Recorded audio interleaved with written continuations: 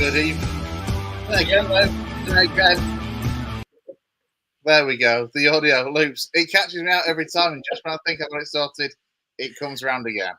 Lewis, how are you? Yeah, good evening. Welcome to the West Yorkshire Football Show here across YouTube, Twitter, formerly known now as X, and on Facebook Live as well. I'm Chris Bell, and joining me is Lewis. So we'll be taking a look at all of the sides across our region over the course of the next hour and a half across non-league, the Championship, and the rest of the EFL.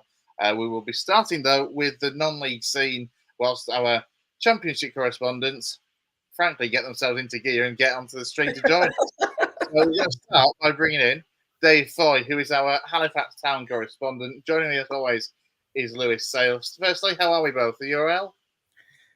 Not bad, Chris, yourself, mate.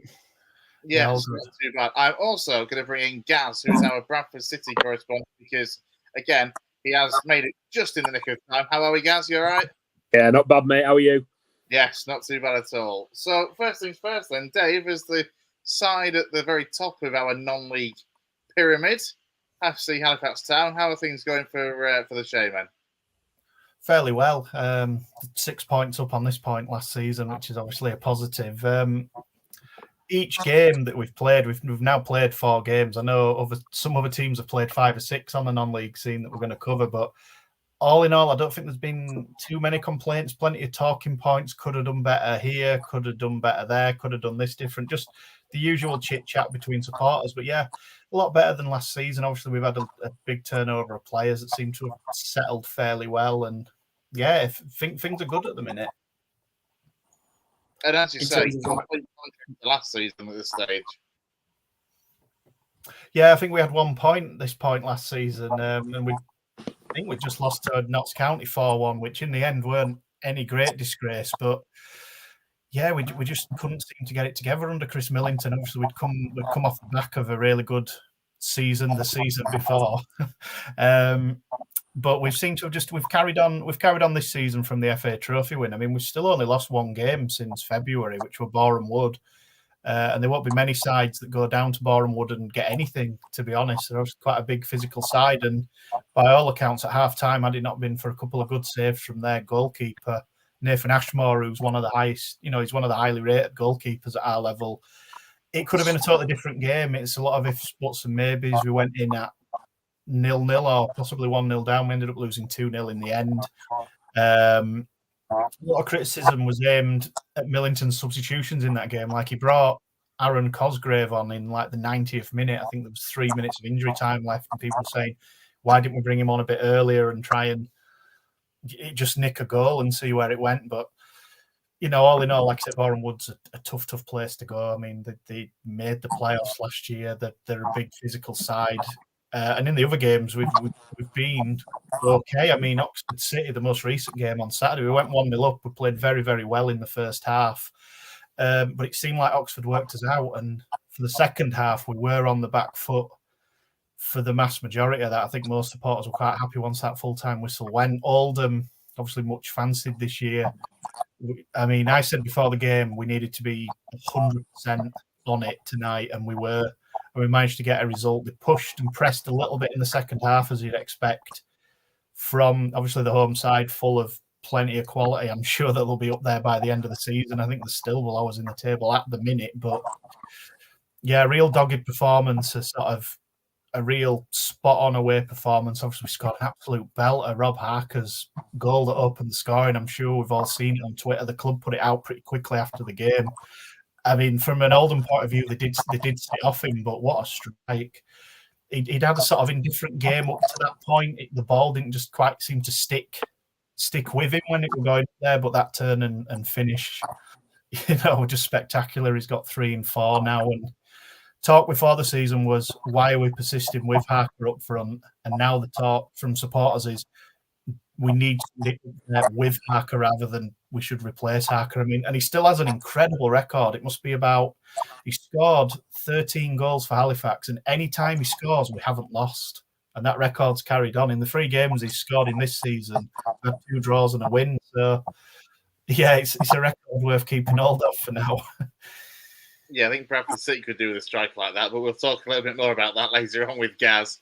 Lewis, for everybody else across our region, obviously for your side, Bradford Park Avenue, got a win. Get in. We won a game. Happy days.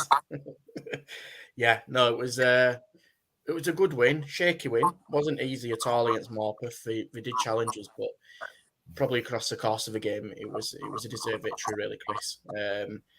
1-0 up. Morpeth had quite a fair bit of possession. They weren't direct at all, really. And to be fair, just before I go over, if you've seen the highlights, they were very close to opening the account before we broke on from a corner. Really good run from Harry Colville, who in the past 2 games was really impressed. Gaz might know the name Colville from Luke. I think it's his brother. So, and he's been really impressive. 20 years old, he's got a lot of talent, actually. And he's won that for me. He could be a real key player for us. Broke away, did really well. Passed it to Will Lancaster, who probably by his understanders has not really set division on light at the moment, but it was super finish. And then the second half, Chinedu Asadebe used to be at Farsley, came on, and for me, just completely changed the complexion of the game. He gave us exactly what we needed, a front man who could link up play, be aggressive, just put his body in where people don't really want it to be. And his finish for his second goal was outstanding. It was a super goal and an acrobatic celebration, a lot of passion to the fans in the stand, and people needed that just to lift the place a little bit. It was a good result after a drawing at Bamber Bridge when, probably we were lucky to come away with a point despite them being out of 10 men, and we were in cruise control for the first half. So it gave people a little bit more of a positive feeling leaving Horsfall on Monday night. Yeah, because given the results before, when you think back to the Atherton game, which I remember we spoke about after on last week's show, about just how disappointing that performance had been, it was just imperative to actually get that first win under, Avenue's belt for this season. Yeah, it was needed. It was just absolutely needed for us to do that. We were, like I said, performance was a little bit shaky. Confidence was, you could see at times a little bit low. First half, we were hitting it long down the middle channel, which was not really the best way to get in around Morpeth. But when we got around the wings and started to catch them on the counter, we caused them a lot of problems. It was definitely what we needed. 3 points. You could tell that it lifted the players and morale amongst the management team. And when you look at the league, Macclesfield lost midweek against Lancaster as well, which was quite a big shock. And it was, 3-0's a fairly comprehensive loss as well. So the division's starting to open up a little bit already. Albeit Radcliffe are unbeaten and won every game, it's pretty tight already. So any wins and any points will, do the world of good. And yeah, it was disappointing to probably leave Bamber Bridge with a point the way we started the game, but to come away with a victory on Monday night was a big plus. And for you next, who is it? What are you expecting? What are you hoping? So next Saturday coming up, we've got Ilkeston, who had a really, really good start and were banging goals in for fun beginning of the season already. Lost to West United 1-0 midweek, which again probably surprised a few people. And then Monday night, obviously away at Guiseley, which will be a really interesting local derby for us all to watch. So again, 2 real tough ties on paper, but if Avenue can come out with that potentially unbeaten or 1 win and a draw, I think they'll be pretty delighted with that. And we'll talk about guys in a bit. They've got some good and minus points during the week as well, both on and off the field. And you just never know with Avenue sometimes. Definitely got the ability to strengthen depth and experience, which I still question. But I think it's going to be a season of learning different scenarios and different situations to adapt to. Yeah, Dave, I forgot to ask. I don't want to seem rude. I forgot to ask about the weekend ahead for FC Halifax. Yeah, we play tomorrow. Actually, we're away at Solihull tomorrow. It was agreed to be moved to the Friday night because obviously it's a bank holiday weekend. Yeah, Solihull again, another solid side, very much like Boreham Wood. You've also got to factor in they've got 2 ex-Halifax players in Jay Ben and Matty Warburton, who may be injured tomorrow. They've also got Mark Beck up front. I'm sure that's a name that'll be familiar to Lewis. Yeah, ex-Harrogate. Yeah, Harrogate. I think he's been at Darlington. He may have been at Farsley. Again, he's been around quite a few local clubs. He's somebody I'd like to have seen us sign maybe 3 or 4 seasons ago, but that was during his Harrogate Town speakers. I've just said speakers because I've just read it. I've just read that message you just sent. Yeah, we do have some feedback. I tried to mute my mic to see if it were me. But yeah, Mark Beck is a man I would have liked to have seen us sign 3 or 4 seasons ago, but he was still at Harrogate, who would either were pushing, they were above Halifax in non-league. They went up first time as soon as they got up to the conference, they won the playoffs. So we never really had a chance of getting him. But yeah, again, it's going to be another tough test. Tough tests tend to be when we do quite well, though. We beat Solihull 1-0 last season, actually, during that, in inverted commas, terrible run that Chris Millington were on at the beginning of the year. Everybody didn't really give us a chance, and we had quite a dogged performance and managed to get a 1-0 win. It was a game that Tom Clark managed to complete 90 minutes in, and as far as we're aware, it was solid as a rock. I'd take a point now. For definite, I would definitely take a point. Even a 0-0 draw, I'm not even bothered if we score or not. Yeah. I've surprised a few people anti-Solihull as well, because I don't think many people want him to start as well. New management, Andy Wing as well, which a lot of EFL people will know from his days at Coventry. They're a club though with money. Really well. Yeah. They're an unexpected club with money. I think when you think back to, probably maybe 3 or 4 years ago now, when they first had that injection of money and they were bringing in, like, I think Adam Rooney came in after Salford. Yeah, you looked at it and thought there's certainly some money being spent, and obviously they developed the ground a lot. They're trying to do things the right way, but obviously it helps with having the backing behind them. The ground's about 300 yards from Land Rover. Yes, the big Land Rover factory. So I believe there's some kind of tie there. I don't know officially what it is, but I believe Land Rover may even own the land, or Solihull owns some. There's some kind of tie there. Solihull, of course, the club that Huddersfield signed Kyle Hudlin from. I know he's not had a lot of, if any, first team action for Huddersfield, but they obviously felt confident enough that they could take him from non-league up to the Football League. We'll speak to Steve about this as well, because Kyle Hudlin, I think only within the last week or so, has signed a new contract, an extension at his Huddersfield Town. So clearly, I think he's doing something right to impress Neil Warnock for looking after this season ahead. He's also 6'9". Yeah, he's huge. He missed the most obvious. I don't even know how he missed it down Shea for Solihull. He missed like an open goal. I think the open goal might be on YouTube somewhere. It seemed easier to score. Like, I don't even know how he missed it to this day. I'm replaying it in my head, but it was obviously enough for Huddersfield to sign him off that highlight, I guess. I don't know. But yeah, it'll be a tough game. Obviously, they've replaced somebody like Hudlin with Beck, so they've gone like for like. I know Beck's a bit older and he doesn't have any kind of real resale value, but again, big and tall and strong. Very effective. Yeah. Hudlin was out on loan, wasn't he, last year? Was it Wimbledon? He was at Wimbledon. Now, when I went to Wimbledon back end of last season with Rochdale, and to be fair, at the time, I remember speaking to the kind of press guys and saying, how's Kyle Hudlin done? Saw him years ago on trial for Guiseley. And I'll be honest, they weren't particularly complimentary about him at the time, which surprised me, because I thought he'd genuinely be a bit of a success. Especially in League Two, having done reasonably well in the National League the year before.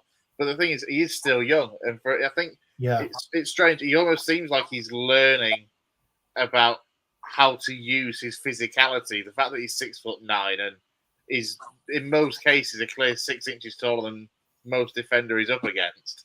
It's still developing. He's 22, 23 years old, I think. So a long way to go in the game still.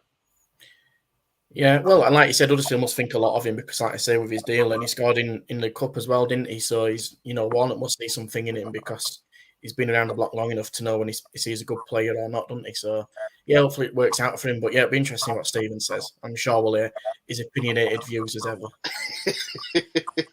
Yeah, they will be gracing for their presence very soon. Actually, as will Jayson Boocker to talk about Leeds United and Stephen Downs to talk about Huddersfield Town. Lewis.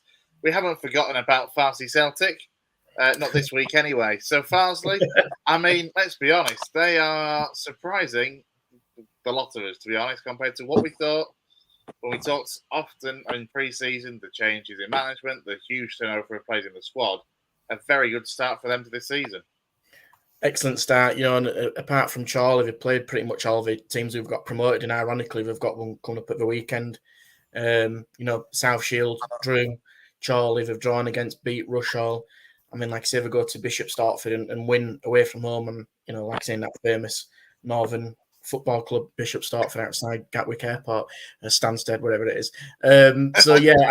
It's a great victory. Those are the kind of wins that Farsley absolutely need to not only one survive, but let's be honest. At the moment, they're in the top 6, so you're starting to consider Farsley as potentially a surprise package of the season. They've done really well.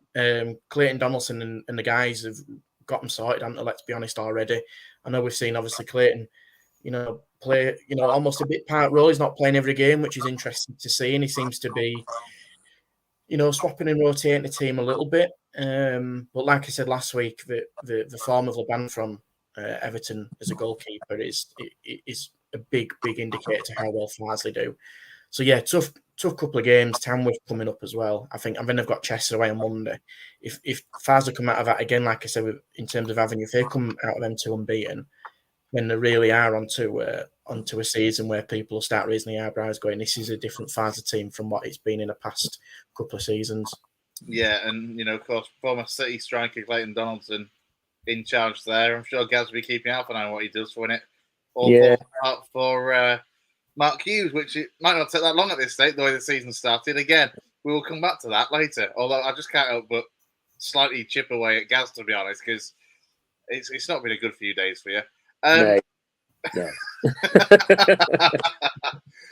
Lewis Geisley, we touched on the fact that ins and outs, good week on the pitch, off the pitch, bad week on the pitch. Fill us in a little bit more on that one. Yeah, so I mean, let's be honest. The beat Kitty side on Saturday, so one will be delighted at that, and I know that was a tremendous tribute to Adam Pridson's dad as well, John, which was an amazing tribute as well.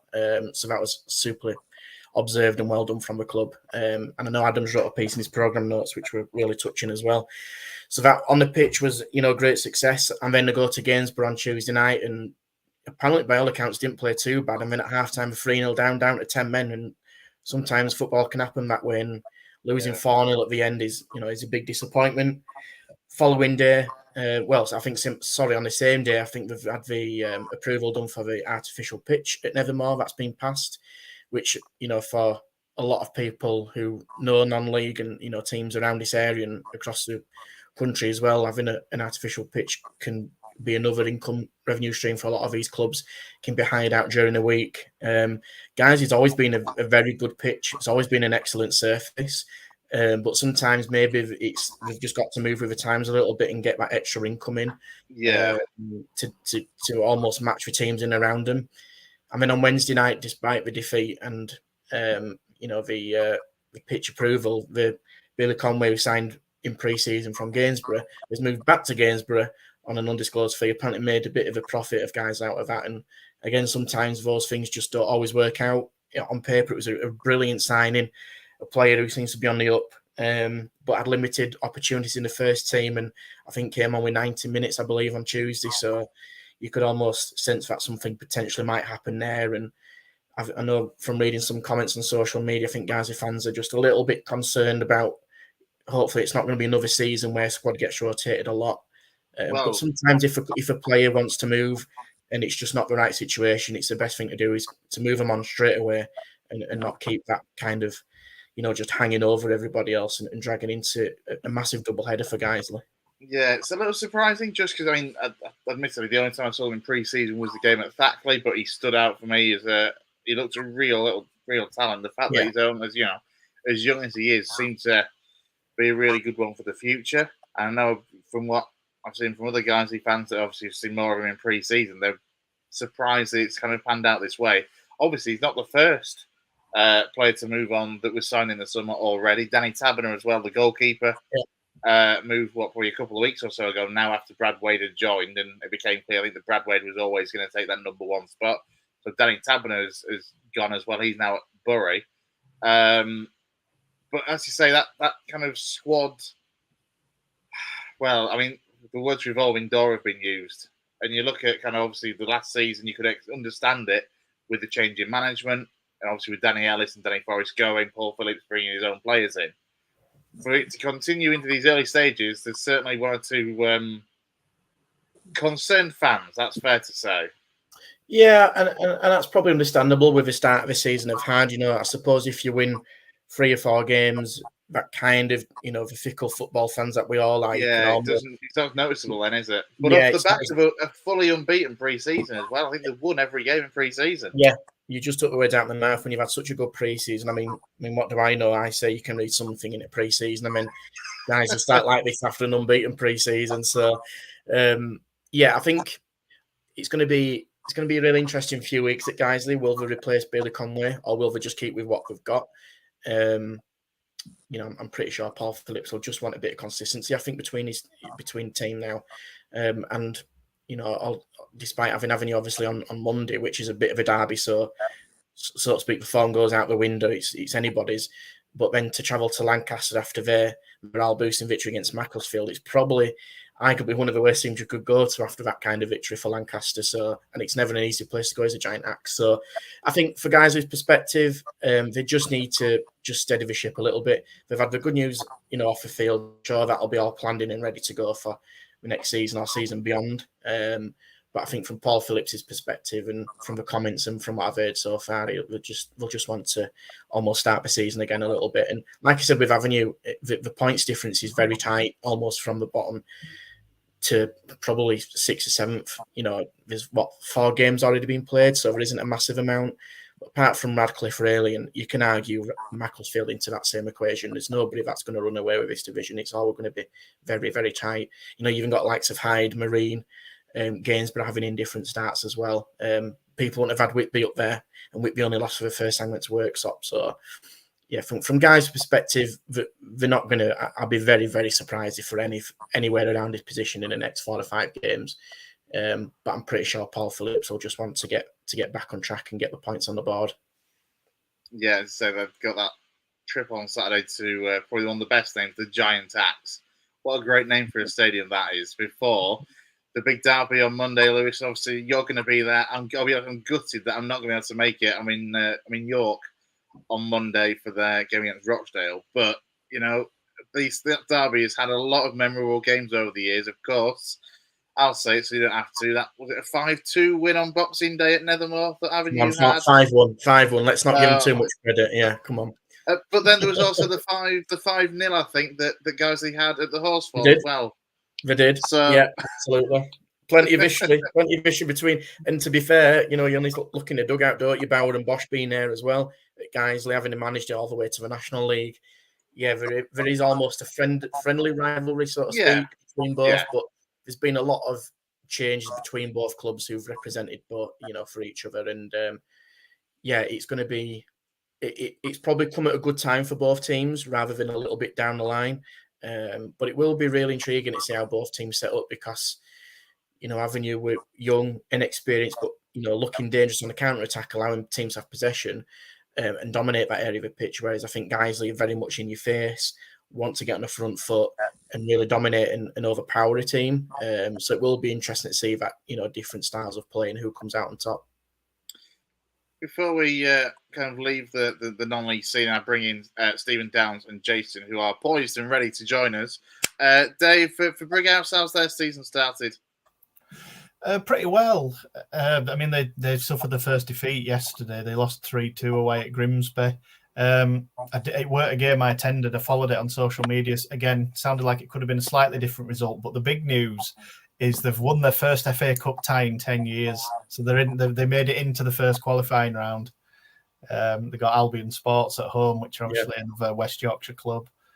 So, yeah, I'm chuffed. I were at the Colne game as well. So, yeah, they played well. I mean, they are a league above Colne, but Colne's pitch is like... It's like that. I can't get my hands. So you've been generous to that one, yeah. Broden shot downhill first half, and Brighouse dealt with that pretty well. I mean, there was some wind-assisted goal kicks and, free kicks from deep inside Colne's half that were flying out for, goal kicks and such. But, yeah, Brighouse dealt with all the challenges that Colne threw at them, and they sort of did that professional performance that higher league teams always seem to do. It was 2-0. They were cruising. Colne scored a very good goal, actually, on the turn before in the last minute they made it 3-1 to make it safe. But yeah, good performance. Vil Powell, the manager, were happy with it in his post-match interview, said it was like a proper game of football. We were still made to work hard for the win. Obviously, we made it safe in the end. But yeah, the main thing is they've actually won an FA Cup game, which is good. And they're scoring goals, aren't they, Dave, as well? I mean, they're scoring plenty of goals. It must be entertaining. We're conceding plenty. Yeah, I know. I didn't want to touch on that. So it's 6 and 2 frees, yeah. I mean, 2 draws, 7 goals. 4-4, 3-3, 3-1 at Colne. They lost 3-2 yesterday. So, I mean, what's that? That's scored 9, conceded 10. But as far as I'm aware, Vil Powell, because of the turnaround of players, he said, you have to remember there's only 3 or 4 that have played at this level before. Most of them have come from a bit lower down. So just getting to sort of know one another, getting to gel. Obviously, he says, I'm happy we're scoring plenty of goals. Once we wise up a bit more, maybe, or, we get that experience behind us, hopefully, clean sheets and better performances will come. But all in all, I think Vil is pretty happy with where they're at. Yeah, I'd say it's been, if nothing else, a very clearly entertaining start to the season. Yeah. For Brighouse with the amount of goals that they've scored. This is your 5-second warning, Steve and Jason. I'm going to bring you in because we'll bring them in on the non-league because, of course, at the start of the season, we all kind of allocated ourselves sides down the pyramid. So I know, obviously, Dave, you stuck with Brighouse. Obviously, I think I went for Steeton. Gaz, you picked up Silsden. Jason, Steve, thanks for joining us as well. Jason, he picked Campion, if I remember right. Up the Campion. Steve Downs, who is still muted. Come on, Steve. He took Emily. Emily, actually, Lewis, had a great win in the cup last night. Yeah, Dave's happy with Brighouse getting through the cup. Sure, Steve is with Emily now. Good win against Lower Beck. So, yeah, that's it's a good thing for our clubs, isn't it, local region? We said, 2-3 weeks ago, we wanted our teams to progress as far as they can, and we've seen Emily a couple of times and they look impressive, and I know that Stephen said the same as well. Yeah, when Emily, after being kicked out of the FA Cup, it must be the fastest reintroduction to a cup competition ever in history because it took about 2 days. Basically, I don't know the ins and outs of what went on. I think there was a player that shouldn't have played that played for, I think it was Avro that knocked them out. And so they've got back in and knocked the team out that they knocked the other night. They're a really good team at Emily. They got Ruben Jerome up there, and obviously the brother of the great Cameron Jerome. You need to add that. You can't just leave it at Ruben Jerome. He's the brother of the great Cameron.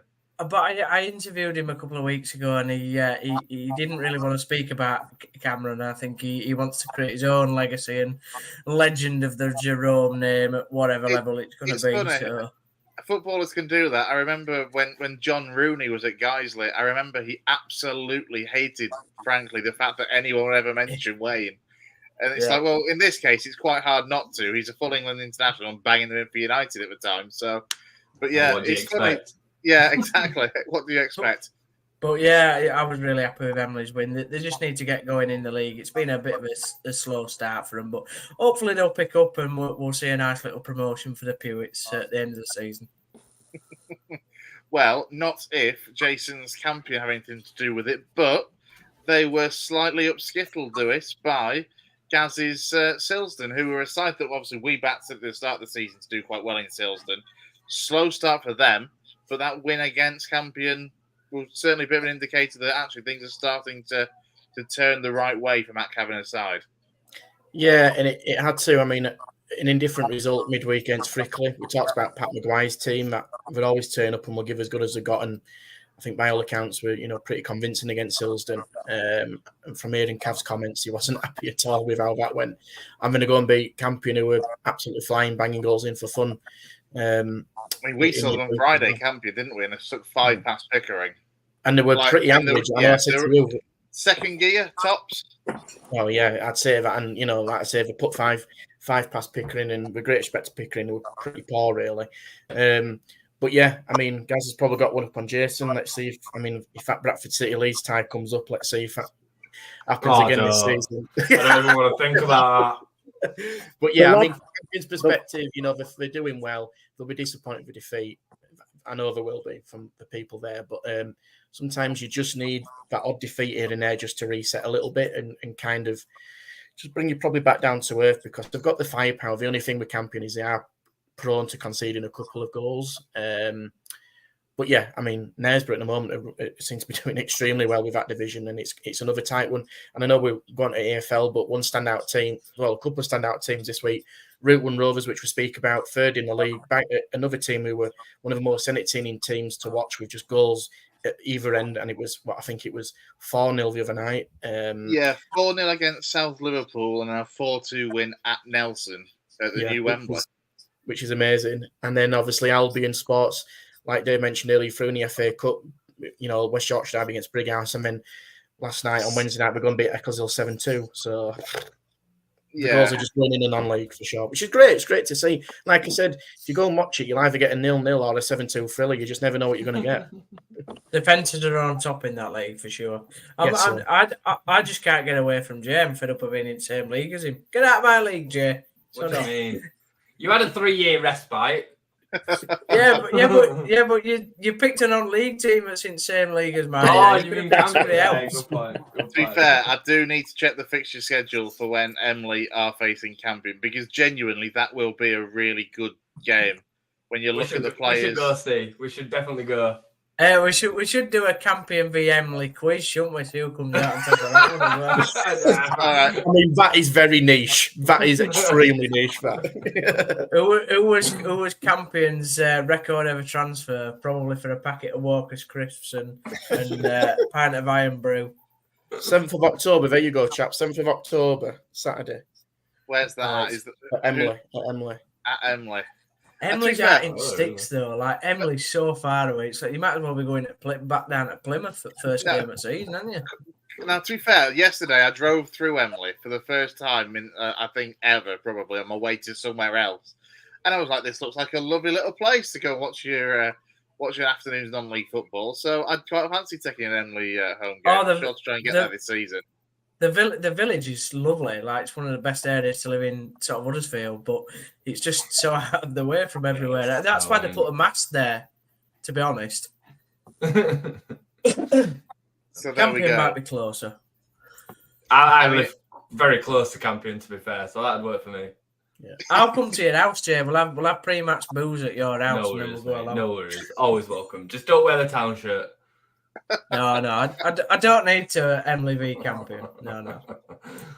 Quick word, Lewis, on Steve Brown's team. Steve is on holiday, by the way. That's why he's not here, and he's left it all to me, which is probably a massive mistake. That timer. Austin United, Lewis. They're beating Withenshaw and Ashington in recent days. They're away to Cleethorpes and at home. Sorry, I'm looking at the wrong team. They're at home to Stockton. And away at Pontefract over the weekend. Yeah, I've had a good couple of weeks, so Steve might need to keep away for a couple of weeks now again. For us that are going to keep doing what we're doing.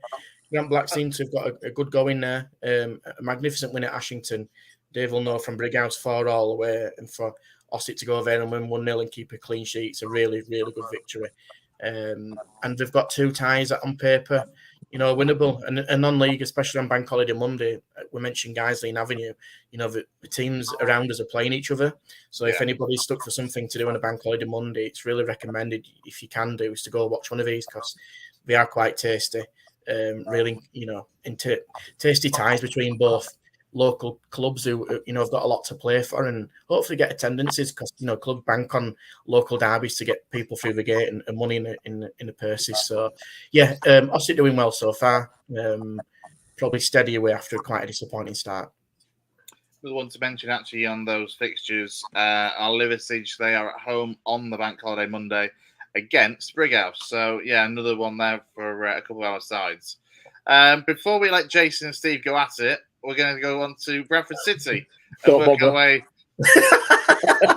I've been looking forward to this. This is my favourite bit of the show this week. I mean, it's mine as well, unfortunately. Yeah. I love the fact that Gaz is like the wisdom, innit? He just comes on and I told you so, Uzi. I told you. So, Gaz, where do you want to start? I mean, it hadn't been too bad until Saturday, had it? I mean, you look at the start of the season. Yes, Crawley was the worst possible start, but win again in the cup against Accrington, beat Colchester, get a good point away at Edgeley Park away at Stockport County. Think excellent. Come to Morecambe, Derek Adams. Oh, he could not wait to get one over you, could he? Now, you see him waving to fans afterwards. No, but I wish I had. Yeah. Came over to Bradford End waving.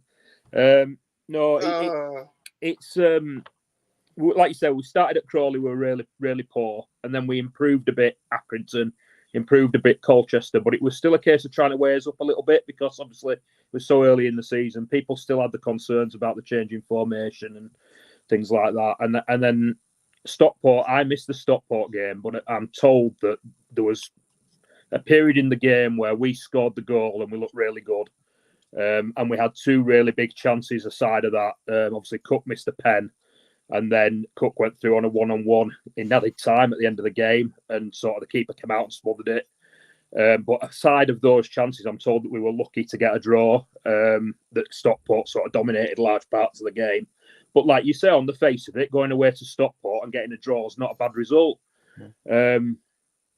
But then the Morecambe game, I think it just confirmed a lot of fears from a lot of people. I was asked we play Crew on Saturday, and I did a guest appearance on a Crew pod, and they were asking me what the feeling was about Mark Hughes and stuff. And I was saying that, the guy was saying, has it turned? And I said, well, it started to turn a little bit last season, but it hadn't gone fully. He lost a lot of people with the negativity. He lost a few more people with that substitution at Carlisle. And then there's been obviously the worries about the changing formation, and they sort of came home to roost a little bit on Saturday. It has turned a bit online, but I hadn't seen it turn at games until Saturday. And I suppose when you lose 3-0, people are always going to be angry, especially like you say with Derek Adams and everything that comes with that. Yeah. But there were shouts coming from the crowd that people weren't happy. And I was saying to these Crew guys, if we start poorly at home on Saturday, VP gets toxic very quickly. So Hughes needs a performance on Saturday, and he needs a result on Saturday to sort of just put a knot in it a little bit. I don't really know what to say other than that, to be honest. It was just grim. It was just really grim. The formation caused problems, and then when he changed it at half time, and he actually went back to 4-2-3-1 that we played last season in the second half, the defenders just looked lost. They didn't look like they knew whether they were coming or going. How much could it have just been? Well, obviously you're hoping it was, but how much could it have just been one of those days? And also factor in that Derek Adams will have had that Morecambe side so up for it's untrue. Yeah, it could have been. I would say, looking at it, it was the worst performance that I've seen from us under Hughes. We've had bad performances because you always get bad performances, but that were really poor. There were players that just didn't look at it. I don't know if any of you have seen the second goal that we conceded. Richie Smallwood, the captain, it's just disgraceful. There's no other word for it. What are you doing? It's just so bad. And when your captain's doing that, it makes you wonder, like, what's going on? Why is your captain doing that? So that's a worry, which will add to the worries, like I say, about us not having the players to play 3-5-2 or 3-4-3 that we're playing at the moment. So I think a lot's going to come on Saturday. Saturday will tell us a lot. If we bounce, but Hughes is adamant we're going to bounce back. I suppose he's always going to be. He says he'll get a reaction. He's had a reaction from us when we've played poorly before, but he needs it because after Crew, we've got Wrexham away in the Cup, and then we've got Mansfield away in the league. So they're two tough games, and if we don't perform on Saturday and then we struggle in those two games, he's going to be under massive pressure come the next home game after that. I know that you mentioned just there, guys. I made a really good point about Saturday. Need a performance and result. Ideally, you want both, but if your result's not great but performance is good, do you think that'll sit well with some of the City fans, or is it a case of you need a good result and a good performance now? Probably need a bit of both. I think obviously a result will appease some people because it always does. Yeah. But the Colchester game that we won, the first home game of the season, we didn't play great there, and people had the concerns about the performance, especially that it was a very sort of throwback to last season. When we went 2-1 up, we just sort of sat back and turn negative and tried to see the game out, and it worked. But if you do that regularly, you're going to get caught, aren't you? And I think there's a lot of fans realise that, yeah, wins are one thing, but when you're not getting the performances with it, it ain't going to last for very long. Yeah. So yeah, it might put a knot in it short term, but it won't last long term, Lewis. I think people realise that, like I said, when we were getting the results at Aki and the results at home to Colchester, and then the draw at Stockport, there were people still saying we're not playing well. So yeah, it's short term, yeah, but not long term. If he don't succeed at Bradford, I don't know where he goes as a manager. I think his career's over, really. Really to be honest.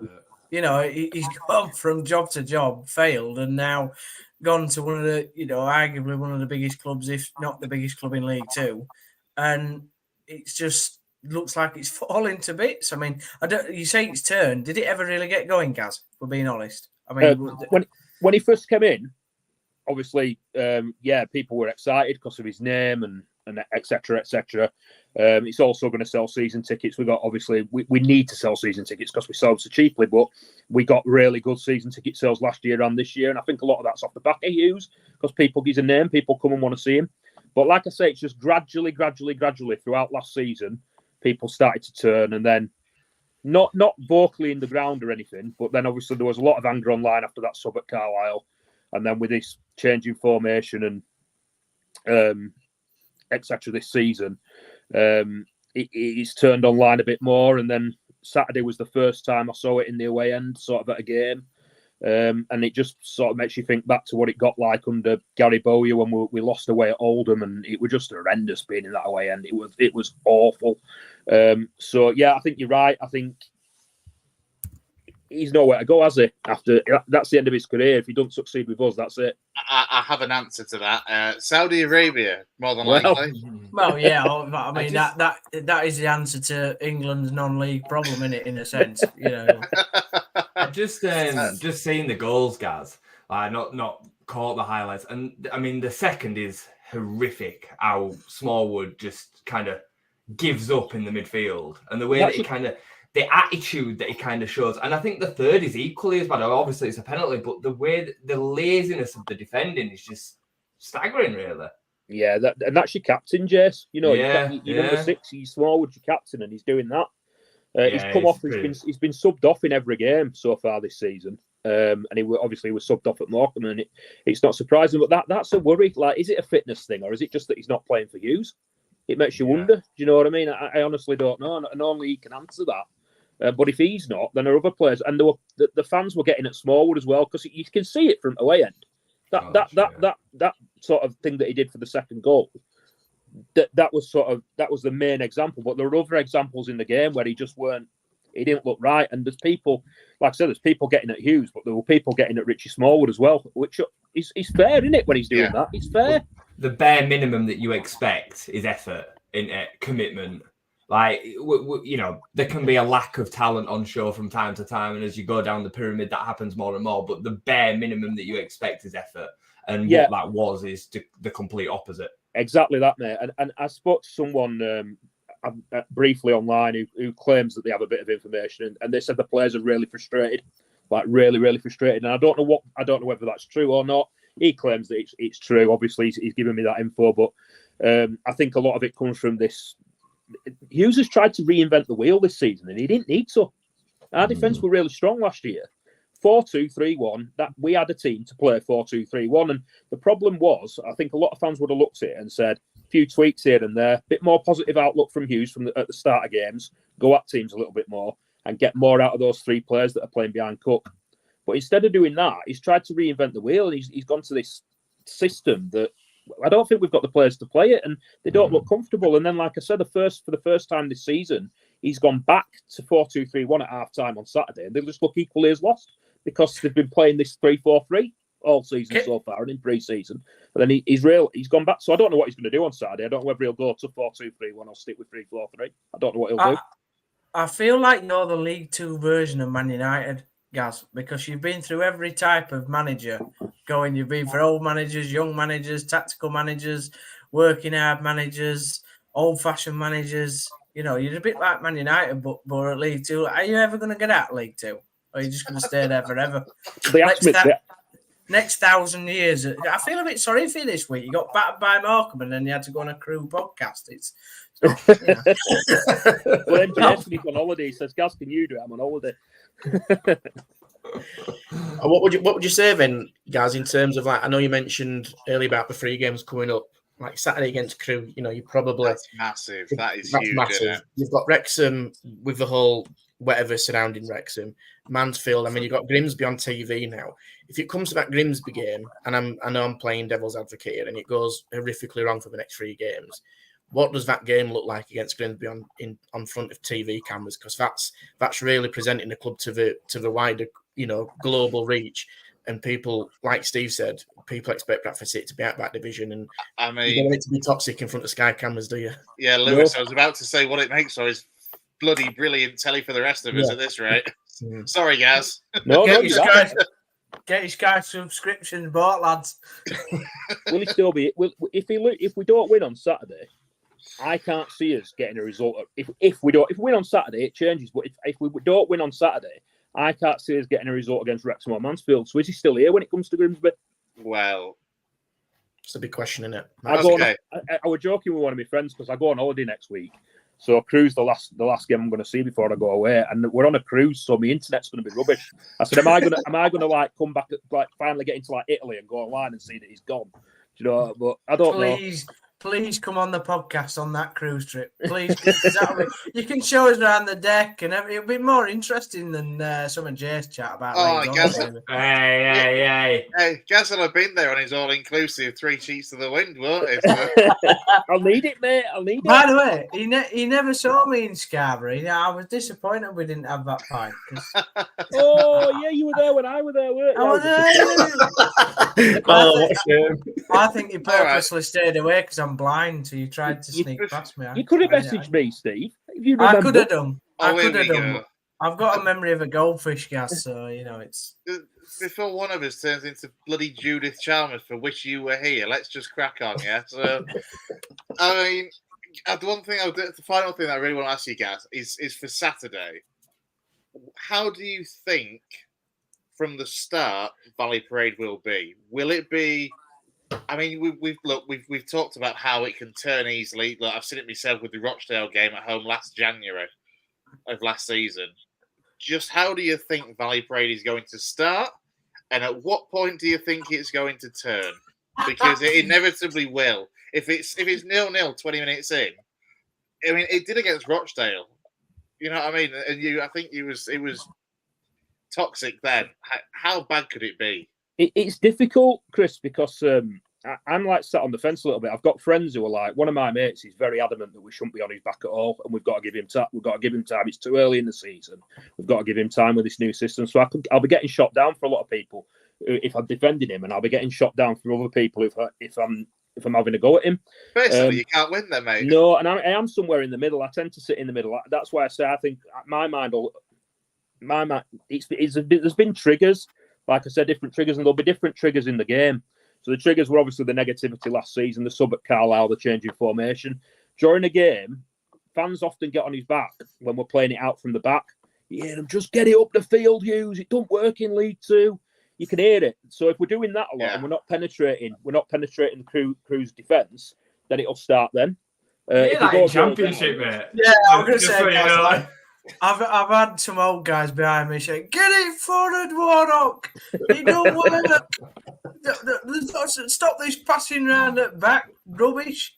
But the thing is, when they start that, then you've got other folk in ground who are saying, "Give it a rest, give him time." Do you know what I mean? And then that just all fuels the sort of how it's going. So if we go down, then yeah, definitely. If we go a goal down, definitely. If we're playing it out front back, I don't know, and we're not creating anything, then I don't know how long it'd last before it starts. I think just to touch on briefly as well, I think a major thing for us this season has been, and anyone that's watched us last season will probably agree, Lewis and Cook were massive for us last season, and they've both had poor starts to the season, and maybe that is showing up what a lot of fans were worried about last year as well. Cook's not scored yet. Lewis has got beaten from a couple of free kicks on his own side of the goal. So we need them two back in form, and if they do, then it could turn around very easily. Cook just needs a goal because he beats himself up when he's not scoring, which I suppose a lot of strikers do. But his all-round game's been good. He was still putting himself about at Morecambe on Saturday. He were the ones that did come out with credit because he's winning stuff in the air and there's just nobody anywhere near him. So I'm not going to have a go at Andy Cook because he can't after last season and the way he's playing. But yeah, your Richie Smallwoods need to up the game. You've reminded me of one more thing there, actually. Given that you said that Andy Cook has had a difficult start to the season in particular, the forgotten man who, of course, has been shipped out to Swindon is Jake Youngs, who has actually started his loan spell there very well. 3 or 4 goals, I think, already. Yeah, did he get 2 assists and 2 goals on Saturday? Yeah. Someone told me as we're coming out of Morecambe's ground.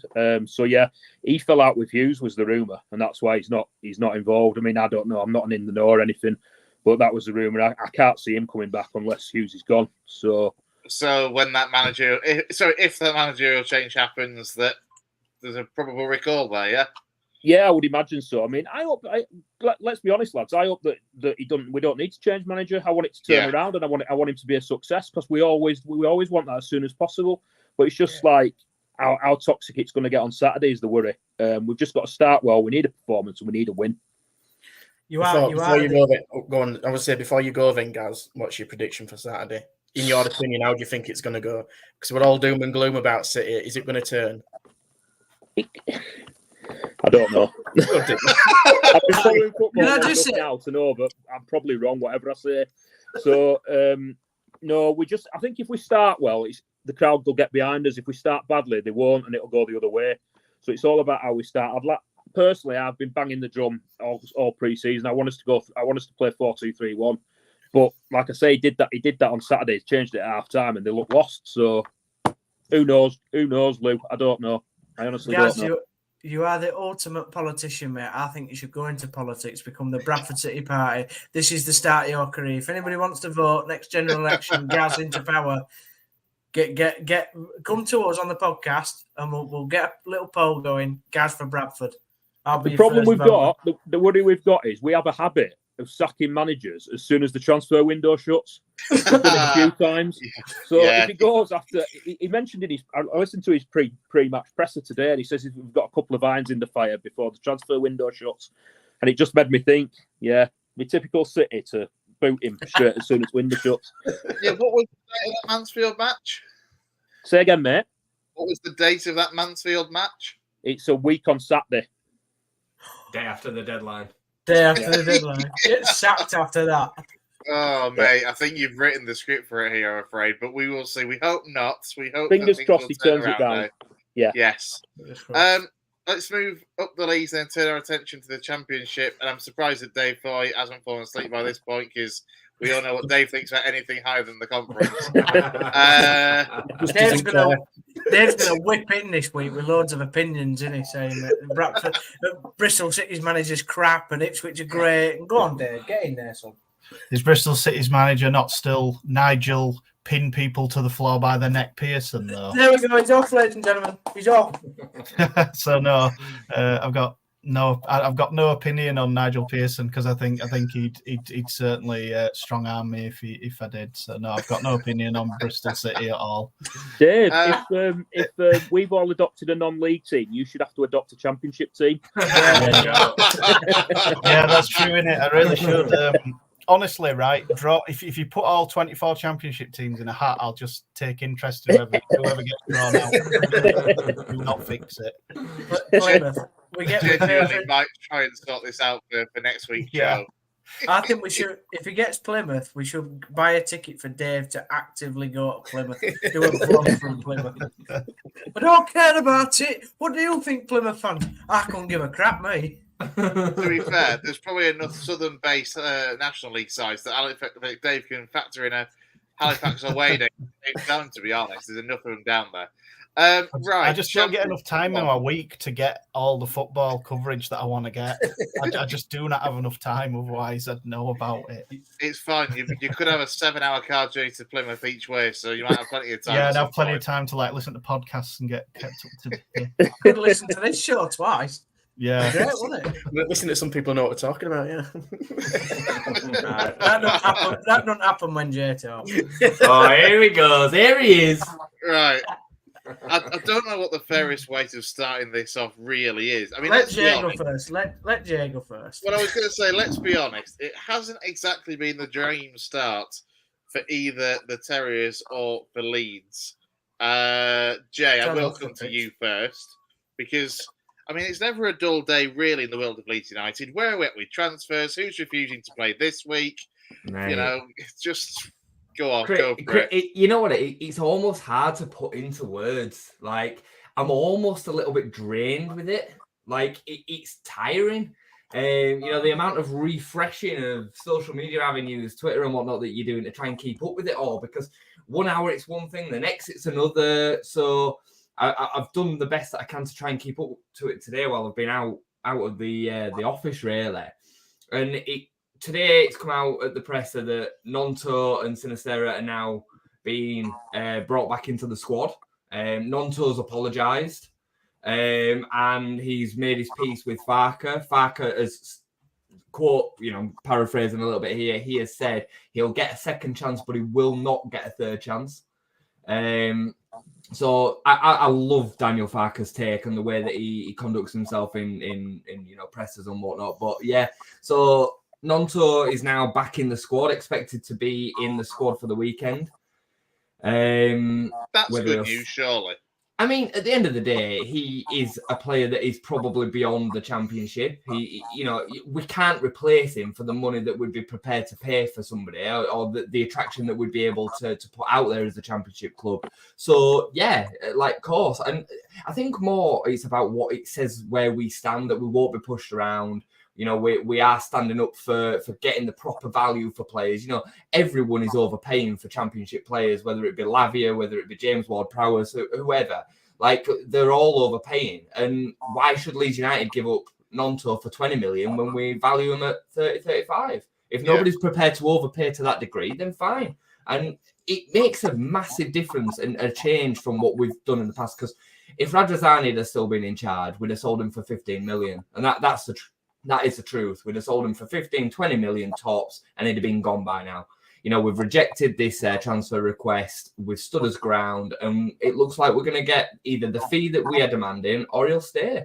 The fact is, he's still got another 4 years on his contract, so he best buckle in, because unless that fee's agreed, he ain't going. So it's now up to him to prove himself before January, and maybe he gets that move in January. Facts are, it was a terrible move for him anyway to Everton, truthfully. Like, it doesn't suit Sean Dyche's style. It's true, Steve. It doesn't suit. That's why he's apologised. That's why he's apologised, Jay, because he's seen that Everton is such in a bad state. Why the hell would he go? I don't think it's that. I think it's that he's realised that Everton are not going to put up the money that Leeds are saying that he needs to, and now he's got nowhere else to go because nobody else is prepared to even entertain it.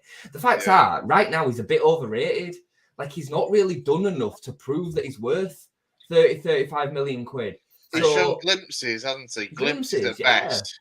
Not consistently, though, has he? 100%. And Sinistera is a bit of a different case. So there's a legal dispute. I think from what I've heard, he had a termination clause in his contract, and it was whether it could be activated or not for a certain amount of money. Not a release fee, like in a normal standard kind of fashion. It's been a bit weird. But termination as in like... Just as in termination. Yeah, as in severing his contract and go be a free agent. Yeah, I don't know exactly. It's absolutely wild, bonkers. Wild. But it had to be activated by a certain day. And anyway, we don't know the ins and outs. We're not lawyers, but Farke's come out today and said it's cleared up. That's done. There's no more problems with Sinistera. So I still think there'll be another twist in the story where Sinistera is concerned. I think he will probably leave before the end of the window. It's just too good. It's too good to be in the Championship. He's way too good. All right, question though, because yes, on the face of it, he is. But is he fit enough and like injury free enough to actually for anybody to take that punt on him? Because you know the talent that he is when he plays is great. But how many months was he out? Has he been out in a Leeds shirt so far? I think he's played something like 50% of the available games. Something like that in a season, and that was the reason. Return. But Chris, that was the reason that we got him in the first place. You know, he had better statistics on paper than Anthony in the season that Man United paid 80 million for Anthony in the same division. It was injury free the season before we signed him, but the fact how we wouldn't have been able to attract him if he'd have not had reoccurring injury problems. He had bad ACL issues and his knees give up on him. He is made out of biscuits. He is. He's very injury prone. But I do think come the end of the window, when a team are needing a player, they'll look at it and think 25 million is worth the risk. Let's go put it down. So that's what I think will happen with him. And then incomings is another conversation altogether. And that is where I want to direct you, to be honest, mate. The incomings, because look, I mean, the group chat has been, well, frankly, hilarious for the last couple of weeks. Watching you and Steve lose your absolute minds about the lack of signings and the lack of squad depth. As I say, from a neutral, please don't punch me. But come on, there's got to be some news of the incomings that's positive, surely. So today, Imari and Pirro, the ones that I mentioned at the moment, aren't they, mate? Yeah, today's ramped up big time. So it's been super quiet for the past 10 days. We've had absolutely nothing really since Rodon was signed as a. I think it was in the pipeline, but when Cooper got injured, it was sped up and it was done a bit quicker. And then today, it's pretty much, by the looks of it, it's nailed on that we're going to get Pirro and Imari from Leverkusen. 6 million quid, 5 caps for Germany. Yeah. He's some player, and he didn't play a lot for Xabi Alonso's Leverkusen last season, but prior to that, he was well thought of in Germany.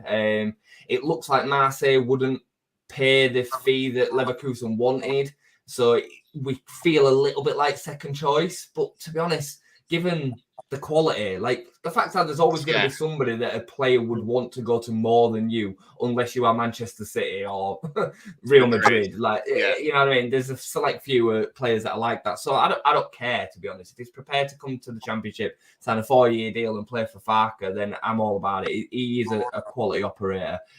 Pirro is a bit of a different one because, like, I'm not fully subscribed. Like, he scored 19 goals in the Championship last season. He's a predator. He's a great finisher. Of course, it'll be a top signing. But I'm not sure how much he actually fits the system, the Daniel Farke system. I can get this because, I say, on the face of it, I'm there thinking that's a cracking signing, Joel Pirro, for exactly all the reasons you just mentioned. But I mean, look, we can't not be happy with it. We desperately need a number 9, and we need somebody that's more prolific than Patrick Bamford and far less injury prone. So right now, I'm just at the point of just get some bodies in through the door because, against West Brom at the weekend, we didn't have a full squad again. We had 2 places left on the bench. Two of the substitutions were keepers. We've got Jamie Shackleton playing right wing, and he's arguably a squad player at best as a centre midfielder or a right back. We've got Sam Byram at left back, who's a right back. I know he's been a makeshift left back over the last couple of years, but he's still a right back. This is taking like the old square pegs in round holes to the extremes, really. This is We've got Gala up front. I mean, bringing Sinisterra and Nonto back into the fold changes things because that massively improves that front four at the click of a button. So, well, this thing, if you put them 2 on your flanks, you put Amiri in that number 10 role, and then you got Pirro up top, it starts to look a lot more fruitful on paper. For me, that's the best front four in the division. Yeah, it is. I don't think I'm overstepping the mark when I say that. I still think we've got massive gaps, but a front four of Sinisterra, Nonto, Amiri, and Pirro is arguably the best front four in the division. Is it also? I mean, Steve, you might wake up on this one because I know that you love it listening to Jay. Is it true about Lewis O'Brien potentially on loan as well? I'm not asleep. I'm not asleep listening to Jay. I'm just finding it quite hilarious what he's trying to say. But there we go. I only speak truth. I'll chime in about 10 minutes' time when Chris brings me in and give. I only speak truth, Steve. I only speak truth. Apparently, so that is true. I think it'll probably end up being a permanent deal, though, from what I'm hearing, and that would sort us out massively in that area because Archie can't play 46 games this season. And should he get injured or should Ampadu get injured, we have nobody in that area ready to play first team football in the Championship. We literally have nobody because, I mean, I suppose Shackleton could come in there and fill a space, but it gives me cold sweats if I'm honest. And yeah, it's just not good enough. Like, it's not been horrible. He's a workhorse, but it's just not good enough. And then you're looking at JB and Lewis Bate, who just don't seem to be fancied. I mean, I don't think JB's ready yet. I think Lewis Bate is probably, but for whatever reason, Farke doesn't rate him. So I'm surprised that O'Brien's not really had a look in at Forest. Really surprised because he was brilliant when we had him on loan, and I'm sure Steve will say the same. Huddersfield, he were brilliant, weren't he? So I'm just really surprised. He don't like him. Oh, do you won't not? make the bench though. No, I like him. I like him. He did make the bench against Arsenal. Yeah, which surprised me. Because obviously, given the situation, if you go back to last January, Lewis O'Brien, when he was desperately trying to get that loan move to Blackburn, and obviously everything fell through on deadline day, I would have thought as soon as that transfer window opened on June the 9th, Lewis O'Brien would have been on the phone faster than anything, like trying to get out of there. I just want to clarify, who doesn't like him, Jay? Cooper. Forest don't like him, not you, Steve. Yeah, not Steve as well. I thought he meant me. Yeah, no, the thing is, right, Cooper brought in 3,622 players at Forest, and he still doesn't know half of the bloody names, so I'm not surprised he doesn't know who O'Brien is.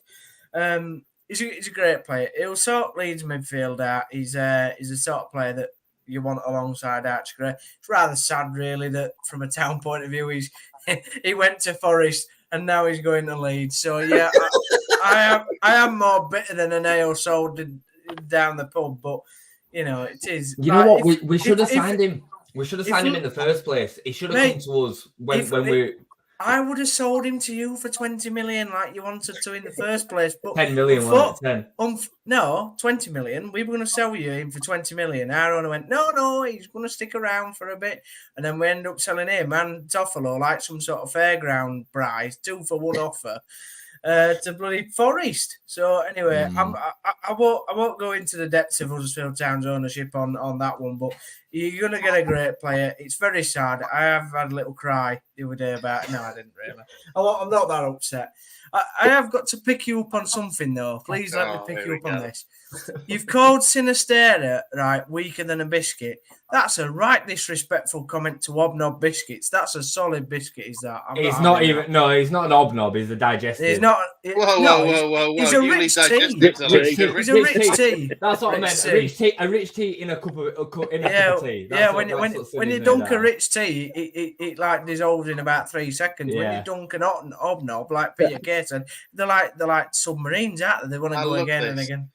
This is how to get a proper Yorkshire football debate going. Just bring in bloody biscuits. There we go. As a Leeds fan, when anybody comes anywhere near Sinistera, you brace yourself, you cringe. That's how injury prone he is. It was like James Vaughan with us. It was a wall of glass. It was a wall of glass. We've missed the trick here. We should have brought Dave in. Dave, any take on biscuits? Do you care? Yes, Dave. Yes, I like biscuits. Thanks. There we go. I'll do. You like them better than Championship football? Possibly. I'm not really up on Leeds, surprise. But what's stopping somebody like Geldhard having a good season? What is he out on loan somewhere? Has he been out on loan? Seemed to have lost track. He seemed to be quite promising in the Prem, or he was one to watch. You know what, Dave? He's literally played nearly every minute of every game so far this season. He started. He didn't start against Cardiff, but then every game since he started the game. And the fact is, he's just not great at anything. He's okay, and in the Premier League when he was coming on as a bit of an unknown quantity, and he was in as an impact sub coming off the bench when everybody else was a little bit tired, and he seemed to influence games. He's a bit of a fox in the box. He needs to play alongside another striker, but unfortunately, teams just don't play that style. You don't find 2 up front anymore, and anything above, I think, League One, you don't see that, do you? Really? Like nowadays, it doesn't exist. So I think he's caught in between positions. He could be a right winger. It could be a 10.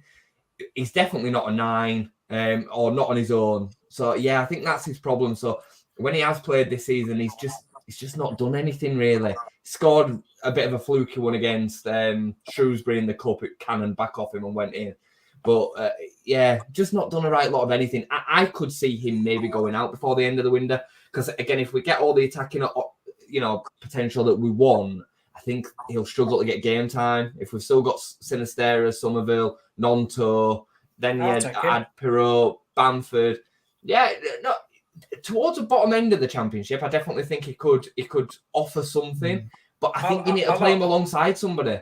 What a backhanded compliment that is. Is he like a blue ribbon? He's sort of like a little bit tasty, but he's a bit fragile at the same time. Yeah. Yeah. I love that, Dave. I love that. I had to laugh at the beginning of your question because Jay started answering and he went, all right. Like you weren't even bothered, but I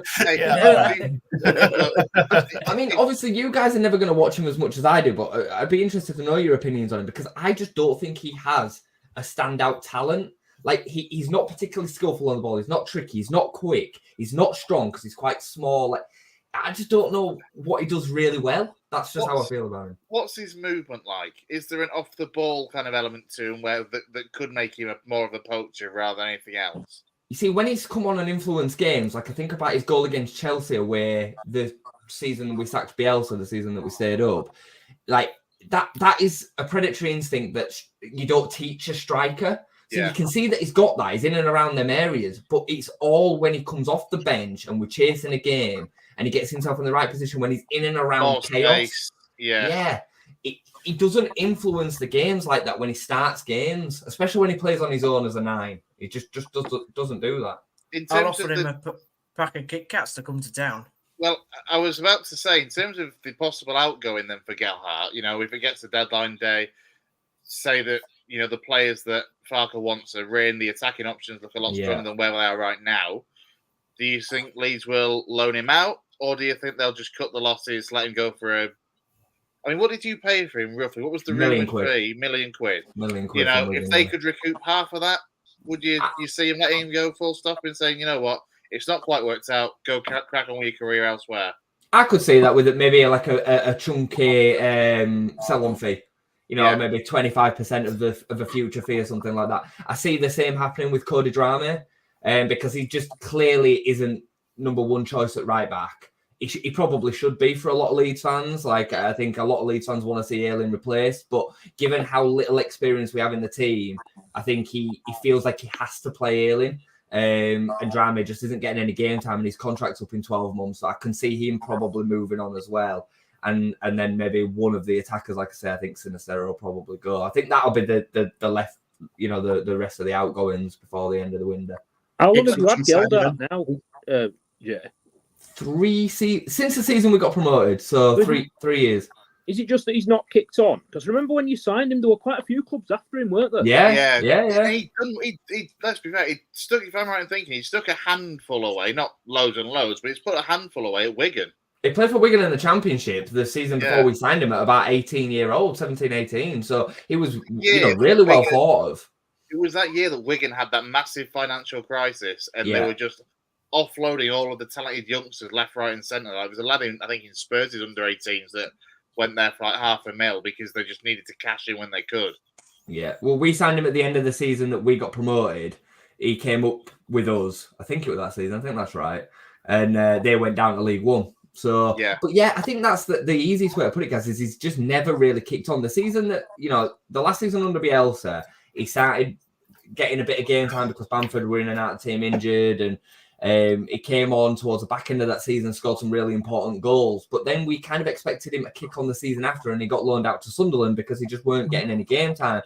Then he were brought in at Sunderland to play alongside Ross Stewart, and Ross Stewart got injured. So he ended up then being the out-and-out number 9. Right. And he struggled again. I think he scored 3 in 16 or something like that. He played a lot of the games on the way to losing in the semis and the playoffs, but he just, I don't think they really rated him either.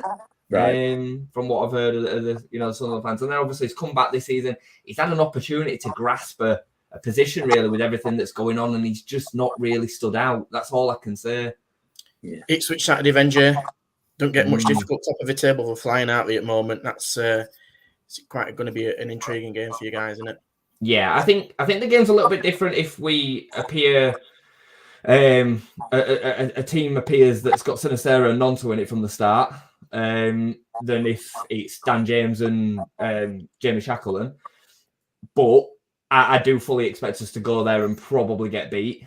I'm prepared for that. I think Kieran McKenna, we've spoke about him before, I think he's a top class manager. Yeah. They've just brought in Brandon Williams, who we were kind of linked with as well. But no surprise that he's gone there. He came through when Kieran McKenna were under-21s manager at Man United. You know, he's probably got a place down in East Anglia because he played for Norwich, didn't he, on loan? So it just makes a lot of sense. I'm not upset about that. I understand it. Attractive proposition as well. I said at the beginning of the season, I think they'll be in and around top 6. And so far they're kind of showing that.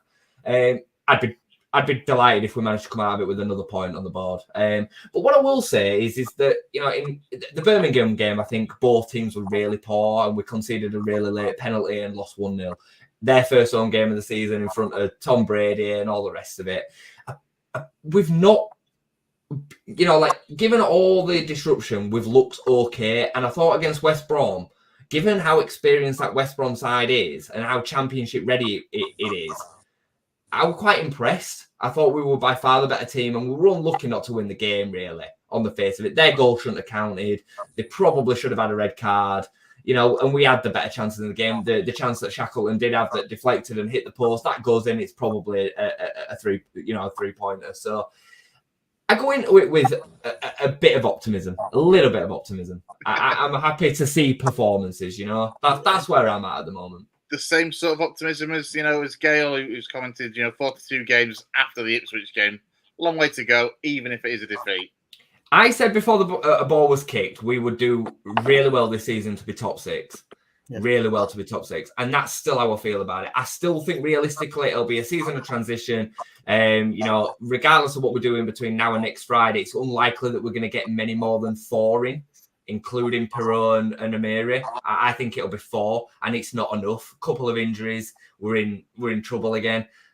Farker getting his system across. January, we then maybe make a few more signings and start pushing up the league and maybe flirt with the playoffs. But I think that's realistically where we are, you know, where we're at personally. Yeah, I think you're right, mate. And I think obviously before we talk about Huddersfield, I think you're spot on with that. We're probably going to talk more about who you recruit ahead of next Thursday, Friday, probably rather than the game situation against Ipswich and Salford, aren't you? The important thing is getting your recruitment right for the rest of the season. That's what you've got to get yourself sorted for. Everything off on the pitch right now feels a bit secondary. I've kind of felt like that going into every game because, like, again, when you're lining up with the squad that we are, and don't get me wrong, I'm not saying that the squad's horrendous, but it's just not anywhere near top 6 level ready, especially with all the injuries that we've got and all the rest of it. What happens off the field and recruitment and bringing players in and who we keep is actually, between now and next Friday, more important than anything else. So... fingers crossed Pirro's through the door before registration for Saturday, because it'd be nice to have him on the bench. I think it'd just give the players a lift. I think it'd give the fans a lift. I think it'll take a little bit of attention away from the reception that Nonto's going to get, because he's going to get some. It's going to happen. And I hope he plays on Saturday and gets the first game out of the way away from home. Yeah. Because I think that's really important. We've got Sheffield Wednesday next Saturday. It's a big game, that. You know, Sheffield Wednesday are going to be down in and around the bottom, and I'd hope if we don't win on Saturday, which we probably won't, as first win in the season, really should be able to come against Sheffield Wednesday at home. If we're, you know, booing Nonto every time he gets on the ball, which will probably happen for a little bit, it's just pulling away from what's still an important 3 points. So, yeah, that's how I feel. Rounded up nicely there, Jay. Thanks. On to then, I mean, in Steve's mind, we're saving the best for last, eh? Sort of. I mean, come on then, Steve. Obviously, it's not been a particularly great start on the pitch in terms of the ins, the outs. How are you feeling about things? Do you want players in? I mean, to be fair, everybody always wants players in. But you have got a new lad, the Dutch lad in on loan from Mainz, with the fantastic name. Is it Bergzorg? Bergzorg, yeah, never heard of him. He sounds like a villain from a DC film. He sounds like one of them things that you use in gym, isn't it? You know, one of them equipment things, like them big balls, them Zorg balls or whatever. I'm sure he'll be delighted with that reference, with that likeness. I'm never going to meet him, am I? Well, I might do, you never know. Never say never. But go on, tell us about town, then. Yeah, well, it's been a bit boring. It's more exciting listening to Gaz and Bradford City right now. It's, you know, there's not a lot going on. But Warnock and his presser has, for the last 3 weeks, said that a lot of players have turned us down. Brilliant. We obviously don't have a lot to offer. So it's kind of really positive when people are turning Neil down. Do you want Richie Smallwood? No, I'm all right. I've seen him play for Rotherham far too many times and know that we don't want him. We are linked at the moment with Ben Wiles at Rotherham. He had an injury at the end of last season, sort of beginning of this season. Burnley were in for him at £3 million a couple of Januaries ago, but then obviously they couldn't get the deal done, and he then picked up that injury. But he's apparently a very good player. I've seen him play, and he does get on the ball. He's a bit like an O'Brien, loves a goal as well, gets forward. So that's encouraging. Whether we can get that deal over the line, we're talking, I imagine, similar money to what we paid for Adoni at 800k. If we do that, great. You know, that's at least somebody through the door that I have an idea about. From what I've been told, I wasn't at the game against Middlesbrough, but apparently the Bergzorg, he came on and he looks a little bit like Rajiv Van La Parra. Now, to me, that's brilliant because I love Rajiv. He was such an entertaining. He didn't score a lot of goals, and he didn't do a lot of assists, which you want as a winger. But by God, he got you off your chair because you didn't know what he was going to do. And it sounds like that this lad's a bit similar to that. Got a trick, a bit of skill, and he's very quick. So we'll see what he's about. We've extended some contracts of younger kids today. Exciting. So we'll see what happens in the next week. I can't see Neil. I mean, he says that he has been there at 10:50 p.m. At the training ground before. Town never do anything on transfer deadline day. Honestly, lads, I'm dreading next Saturday. There'll be more signings at Bradford Park Avenue than there will at Town on transfer deadline day. Last time we did a deal or tried to do a deal on transfer deadline day, I kid you not, was for Gary McKay-Stevens and Johnny Russell at Dundee United, and we offered them apparently 350k for the both of them, and Dundee basically told us to shove off and go away, and that was an hour before the deadline. So, and that was about 14 years ago, and we haven't done anything since then. So. I was going to say, Johnny Russell's gone on to have a really good MLS career since then. Well, he's like that was. Yeah, he's about 42 now. Yeah, two players, then. Two great players, but not for 350k, Jace, and a packet of crisps. I tell you what, though, I'd be stunned if we don't see a lot. I'd be stunned if we don't see a lot of business between the group of us on deadline day. We won't be seeing any at Town. We won't be seeing a lot at Town, Jay. We won't be seeing a lot at Town. But yeah, Chris, it's a bit stale at the moment. We obviously can't do a lot because of the way the ownership has sort of been solved and done. But yeah, it's been okay on the pitch. I've been quietly happy with how the first couple of results have gone. I think Norwich this weekend will definitely be our biggest test so far. Yeah. I think Leicester, we played blooming well against Leicester, but at the same time, we made them not look as good as what they should be. I think Norwich have had a good couple of results in this season so far, and they seem to be starting to get the motor going. Would you take a mid-table mediocrity vote at this point, Steve? Quite happy just to kind of go through the motions after what you've been through? Lou, I want to have the most boring season ever. That'll be fine. If I come here on this podcast and I'm the last guy to talk for 5 minutes about Town, then that's fine by me for a year. I'm only 27. I just want the club to. Yeah. You can't tell. What you saying, Joe? I've got grey hairs. And that is because that comes from supporting Sound, doesn't it? It does. It definitely does. Having relegation and promotion, but yeah. What I want to see this weekend, I'd love to see this. By the way, Jay will remember this. Remember when Wagner and Monk bumped into each other, and Monk came out afterwards and said that Wagner had no humility, respect, and something. I'd love it if Wagner bumped into Warnock and they just had a scrap on touchline. How good would that? That'd be more. The fans would be. I'd love that more than the actual football. It'd be brilliant, wouldn't it? What sort of reception is Wagner going to get going back to He had a good reception last season. I think it was, most fans appreciated, the majority appreciated what he did. A bit like Bielsa at Leeds, although Jay's never going to let me, do that comparison. But in my head, it was as big. It was as big as, if not bigger, as what Bielsa did at Leeds. I think what Wagner did with us was amazing. We'll never have that again. We'll never have his type of charisma again. And I think he's trying to create a very similar, albeit with more money, down at Norwich. He's got some very, very good players now at Norwich that suit his style, that are his type of player. Solid base of centre-backs and defensive outfit with mobile midfielders and creative forwards. So I think it's going to be a very tough test on Saturday, and I hope if we come away with a 1-1 draw or a draw of any sort, I'll be happy with that. I just want to get into some fixtures against teams that we've got a real good chance of beating. I'm not saying that we can't beat these sides, but it's difficult. I mean, start of the season, Leicester, Borough, and Norwich in your first. I was just going to say, you've had a really tough start to the season. Probably on paper, the toughest start of all of us lot, for sure. Yeah. And to be fair, Lou, we've not been shockingly bad. I mean, Borough, all right, Borough have been rubbish so far. But to be fair, they're still a really good team. They've got some good players. They've got some really good players.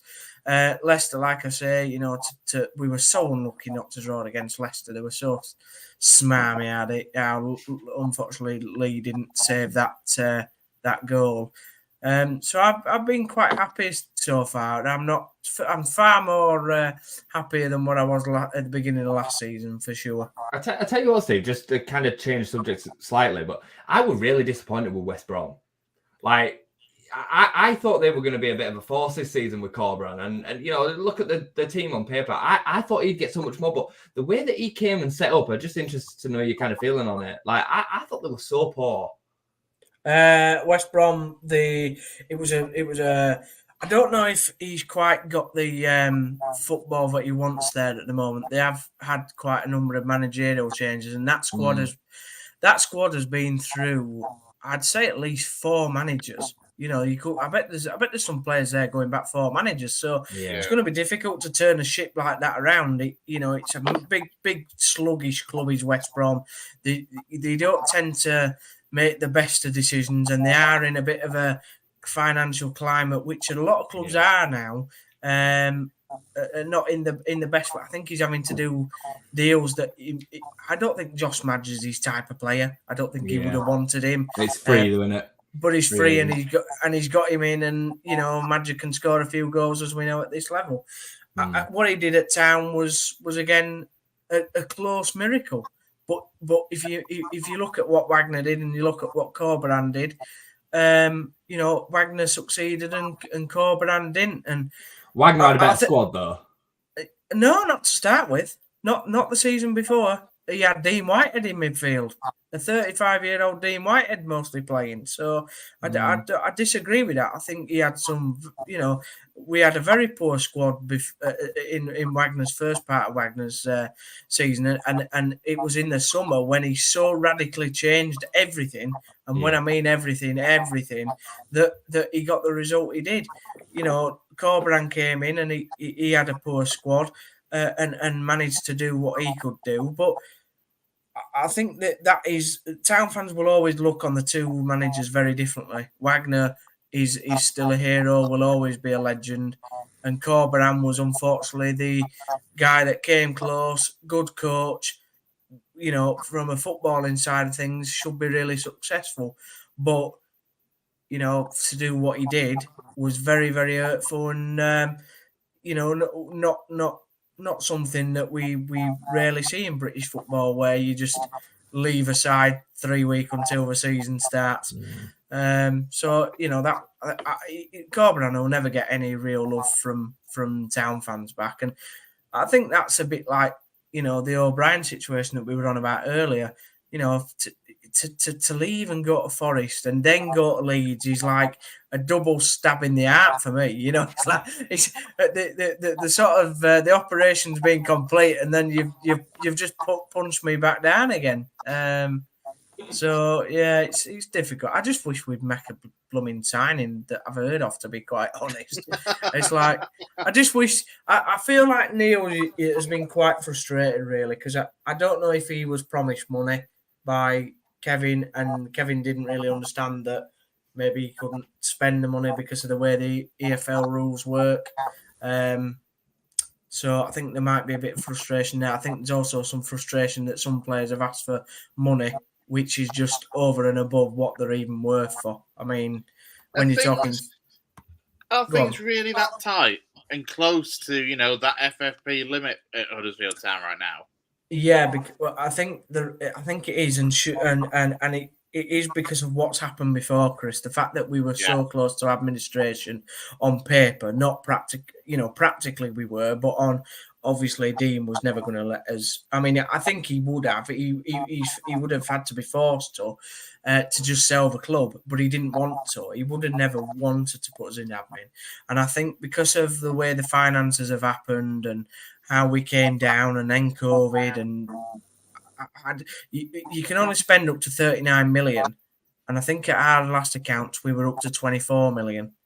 And then and we're not even, I think that's his first year back, first or second year back down. So it's difficult. And I think that's why they've had to look. I think personally, Kevin would have come in and spent quite a bit of money, first of all, if I'm being honest. I think he would have not chucked loads at it, but he would have definitely spent £1 million on a player. Yeah. I don't think he'd have had any first name terms with your own after having a photo. Kevin. Well, he came to Q&A and he liked what I said. So, and I liked what he said. At least he communicates. Jay can't even get a statement out of his owners. I feel a bit sorry for. We've had one. Really. We've had one. Oh, you've had one. You've had one. You had your token one, Jay. If I'm being honest, just another. I know we've all got to go on that, but the whole non-tour thing, right? I just want to touch on that. If I were a Leeds fan, there's no way I'd want him back on my pitch. I don't care if you want to. I stick by what I said earlier, and I think maybe Gaz agrees with how he nodded his head earlier that he wanted to go to Everton, and he's changed his mind because Everton is so in the crap. If Everton really wanted him, they'd go and pay that money, wouldn't they? But they're in financial difficulty now. Yeah, so they've got money problems. They've got money problems. Nonto is frustrated that he can't go. Nobody else is coming for him. So he's had to slink back and go apologise. If I were a Leeds fan, I wouldn't even want him on the pitch. Listen. What I will say to that is there's definitely some truth in that. I know there is because I've said it. The reason that he's not gone to Everton is not because he's now thought, oh, God, they're in this year. I don't think that. I think it's more because Everton are not prepared to pay the money that Leeds are requesting. Now, 100%, he's got some making up to do. But the facts are is that football is such it's a world in its own, in it. And the facts are is that they're never going to care as much as us fans. They're just not. They're not. They're not Leeds fans. And the facts are is if he is left to rot in the under-21s for a season, all that happens is Leeds United depreciate a valuable commodity to them for a year. Now, are we better with him in the starting 11 or in the squad than without him? Well, we are better with him in the squad. So it makes no sense to cut his nose off to spite his face. But it's on him, Jay. It's on him, Jay, because it's like the Sober Thomas situation with us, right? Went to Blackburn, said what he said in press. He's had to come back. He's had to work as hard as he's ever had to work as a footballer to prove to Warnock that he wants to play for this football club. Because there is no way Neil Warnock was ever going to pick somebody who didn't want to be here. So he's come back in. He's obviously eaten some humble pie. And he's worked his backside off since he's come back. Yeah, he's made a few errors and the Plymouth goals, which, Dave will have a good check out next week when he goes down to Plymouth. But, two of them Plymouth goals were because of Sorba not tracking back. And he's going to make mistakes, but he's come back in and he's eating a bit of humble pie. I don't know if Nonto is going to do that. I don't think Farker will let him not do it. Yeah, that's the long and short of that. I really rate Farker and the things that he said and everything that he's shown so far. Like, I believe that he will make Nonto earn the recall. I mean, the thing is, if everybody's fit, there's an argument to say that Nonto doesn't start. You know, well, we'll have him then. I'll have him. Once Pirro, if Pirro comes in through the door and Amiri comes in through the door, there's an argument to say he doesn't start because, you know, Somerville is probably in front of him. And there's an argument to say that Dan James is ahead of him because Dan James puts in, and you know, and so far this season he's probably been our best player. Like he's certainly his go-to from an attacking sense. So you know, he's going to have to earn his way back in. I would, if I had my option, if it was between £30 million selling him and keeping him, I'd sell him. I would sell him. You know, I absolutely would. But I really respect and appreciate the club's stance on it. They're not going to be taken for a ride. They're not going to be taken for mugs like previous ownership, and they're going to hold out for what they seem valued as. No, that's fair. That's fair. I'll just say last thing before I need to go. Town are gonna win 4-1 on Saturday. Warnock's gonna bump into Wagner, and we're all gonna get on the pitch and have a massive hug. That's definitely all going to happen. That's my prediction. I'm now just left wondering. I wonder what Italian is for humble pie, but that's another matter. I said the word pie and I thought, I'm hungry. Yeah, I'm just thinking it's tea time now, isn't it? It's tea time. Lou's off to find some Italian biscuits after this, I can tell. I'm off to find a light, to be fair. You are? Have you had a power cut in Bradford or something? I'm all right. Yeah, you're the it's typical Leeds, in it, saving all the electricity for yourself. It's, you know, right. I live in Bradford, mate. Yeah, no, but because you're a Leeds fan, you're really greedy. All You've right. got to share it out. Look, poor Dave's melting in that room again. I feel sorry for you. Chris is in darkness. Bloody Lou. There's only me and Gaz that's got lights on. Trying to save the pennies, Steve. Are you in Club Shop, Gaz, by the way, with them shirts behind you? Have you snuck into Valley Parade? Electricity's only just made it to Accrington, so I'm making most of it. Did anyone notice during the pod that all of the drinks we were drinking got progressively bigger? Like, I think somebody was drinking from a pint glass, and then Steve got like a big bottle out, and then I managed to get this monster. So drinks progressively got bigger and bigger as the podcast went on. So, but the thing is, Dave, though, this is all whiskey here, because this is what I have to drink when I get on this show, just to listen to Jay. I'm honest. No, I was going to ask Dave what his favourite drink would be, but I didn't care about that either. So, right, I'll see you later. And on that note, it is probably a fairly good time to kind of wrap things up for this week. Big thank you to Jay, to Lou, to Steve, to Gaz, and to Dave for joining us, as always.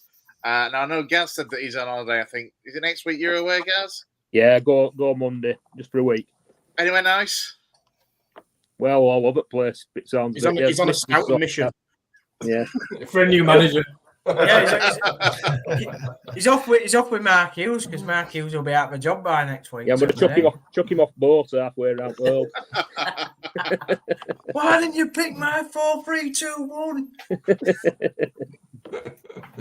Well, have a good holiday, Gaz. We will speak to you, no doubt, when we're back. We'll have to see if Jason's back from holiday, then to take the Bradford City role for next week in that case. Steve Brown will also, of course, hopefully be back from his holiday, all being well, and we'll be back next week with at least 1 or 2 shows. And also a quick chance to plug that we don't know what yet, but we will definitely be doing some form of Deadline Day special where we will probably all be on to... I mean, let's be honest, at this rate, we'll be dissecting everybody else's transfers because there'll be bugger all going on for any of our clubs. So you'll just be watching me. Chris, you've been watching me cry for like 3 hours if this next 7 days is bad, especially if we don't get anybody on Deadline. Look at Stephen's face. He looks delighted with that one. I can't wait for Dave to go, do you know what, guys? I really don't care about any of this transfer stuff. Who's coming in at Facts? Yeah, well, I don't think anyone will come in. I'll be looking out of that window behind me. Be like, is there any update, Dave? And I'll be like, no. Be like Rocky, won't it? Do you remember when Rocky shouted out, I'll ring you later after win? That's what you'll be like. You'll be like, is anybody coming at Facts? Yeah. I mean, to be fair, with Dave, the one thing that he doesn't have to worry about is that obviously Deadline Day doesn't apply for National League, to be fair, or obviously for non-league scene. But Jay will must be crying about the lack of activity at Leeds. Steve will be bored because we already knew there was going to be no activity on Deadline Day. So it's just going to be us talking about who Man City is trying to sign on deadline day at this rate. But it will still be, we hope, a good view anyway. I think we should all pick a Saudi club and guess who we're going to sign next. No, that's too far. Honestly, deadline day might have to come to that, but there will be certainly some kind of deadline day coverage here on the West Yorkshire Football Show. That is for certain. So yeah, thanks lads as always for joining us, and keep an eye out across the social medias for streams for what we'll be bringing you over the coming weeks. Cheers, gents. Thank you. See you later. See you. Bye.